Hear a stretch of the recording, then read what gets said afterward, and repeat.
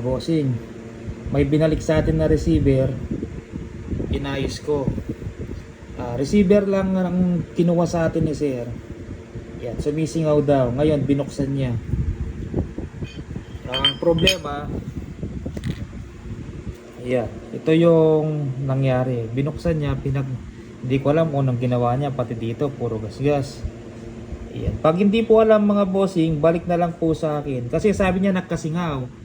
Ang sabi ko baka yung regulator ang problema. Pinalitan, sabi niya wala naman singaw yung regulator. O, sabi ko buksan niya yung barbula, linisin niya. Baka hindi naglalapat or hand pump po kasi yung gamit niya. Kailangan bunsolin yung unit para magsara yung barbula. Kasi hand pump po pa konti-konti yung pumapasok na hangin. O try niyang linisin yung barbula para maglapat kako. Ngayon, ang binalik niya, dumating sa atin mga bossing. Yan. Wala naman pong problema kung ibabalik nyo pag hindi kaya. Balik nyo po. Ito yung yan, binuksan natin. Yan. Ito yung dito mga bossing. Paano pa po maayos mga bossing? Ayaw na din pumasok dito yan. Kasi pinersa ko po yan kasi ayaw na lumabas. Kasi UP yan, UP na po yan. Hindi na po naglalapat ito bakal na to para pumasok dito kasi pinapukpuk po ni sir. Ayan. Ayan. Ayan. Tapos sabi daw hindi daw pulido yung gawa na tong receiver. Paano hindi pulido mga bossing? CNC made computer yung gumawa. Paano pa kung yung mga handmade na PCP yung nakita ni sir? Yan, hindi daw pulido, computer na po yung gumawa niyan mga bossing. Tapos may mga tigyawat daw sa loob.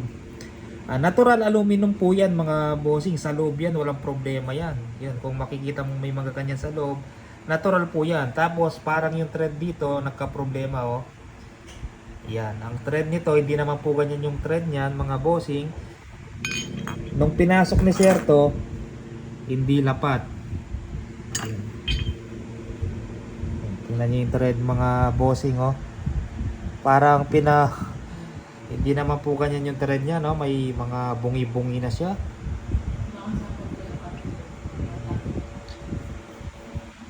Tapos ito may gas-gas pa dito. Hinikpitan niya to. Wala naman pong problema dito kasi yan.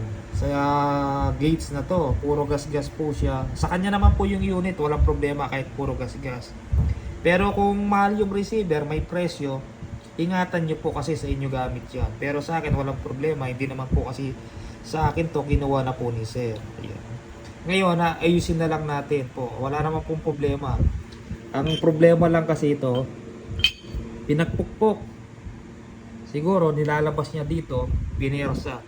Pag hindi po alam, kunyari hindi nyo na napamalabas yun, ayan, balik nyo na agad sa akin kasi hindi baka masira nyo pa lalong lalaki yung problema kagaya nyan mga bossing. Yan. Tapos sasabihin niya sa akin hindi daw pulido yung gawa ng receiver. Gawa nito ni Mac ni sir M2X ba yun si sir Mac yung gauge makikita natin yan. Gawa nito ni MX2 yan ni sir Mac. Di daw pulido sir, may mga tigyawat daw sa loob. Aluminum yan, natural po yan mga bossing. Pero CNC made yan, pulidong pulido. Tapos ang dumi na po mga bossing, ang dumi na. Yan, tingnan nyo mga bossing oh. Yung thread niyan mga bossing, pulido. Yan, CNC computer po yung gumawa niyan mga bossing. Yan. Tapos ang nakita ko pa, binalik, baliktad pa to. Yan. Baliktad po yung pagkalagay nito. Ngayon, sabi ko, balik niya, ayusin ko. Hindi ko naman po alam na ganito yung nangyari. Yan. Sa mga nakakuha sa atin ng receiver, malinaw po. Sabi ko, pag nagka-problema ang receiver, pag kumuha po kayo ng receiver sa akin, kayo nang bala kung nagkasingaw, kayo nang bala mag-tune. Pero siyempre, galing sa atin to, ayusin natin, walang problema. Pero, ito nga yung naging problema mga bossing. Paano pa maglalapat to? Tapos ayaw na pumasok doon. Kanina nakapasok to. Pinersa ko lang natanggalin. Kasi aayusin natin to, i-repaste natin. Ayan, kasi hindi na bilog yung butas kasi napukpok na siya. Ito wala naman sira yung sabi ko baka may singaw yung barbula. Sa tingin ko wala yung barbula. Yan wala naman siyang dumi, wala naman damage.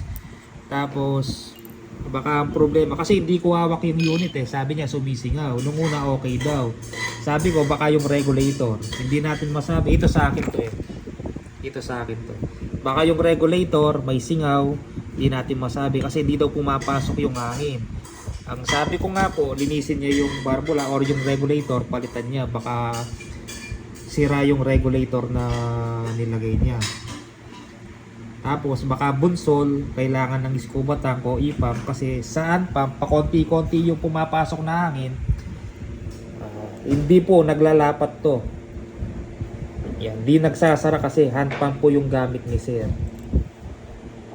Kasi pag hand pump po yung gamit, minsan talagang hindi nagsasara yan. Kailangan po ng maraming volume na hangin para maitulak itong barbula na to, yung firing pin, at sumara. Kasi hand pump, pa konti-konti, hindi talaga magsasara siya mga bossing. Ayan. Ngayon, ayusin na lang natin. Ayan. Sa mga susunod, nakaproblema po yung unit, huwag nyo pong persahin. Pwede naman po magtanong or ibalik sa akin. Bossing, paano tanggalin to? Yan. Pag hindi matanggal, huwag nyo na pakialaman. Lalong pinersa ni Zero.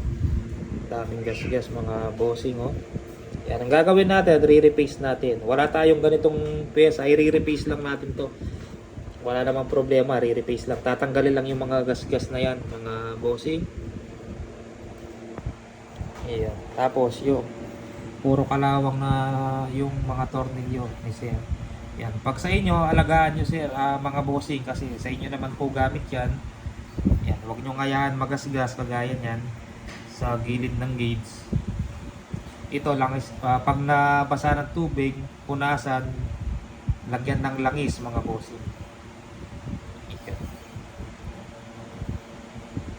Pansin nyo to, ito maganda yung thread. Yan. Ito parang pinersa din siguro nung pinupukpok ni sir yung ito nasa loob kasi ito mga bossing, nasa loob. Nadamay ito, yan nadamay yan, kaya nagkaloko-loko yung thread niya. Tapos sasabihin ni sir hindi daw pulido yung gawang receiver na to.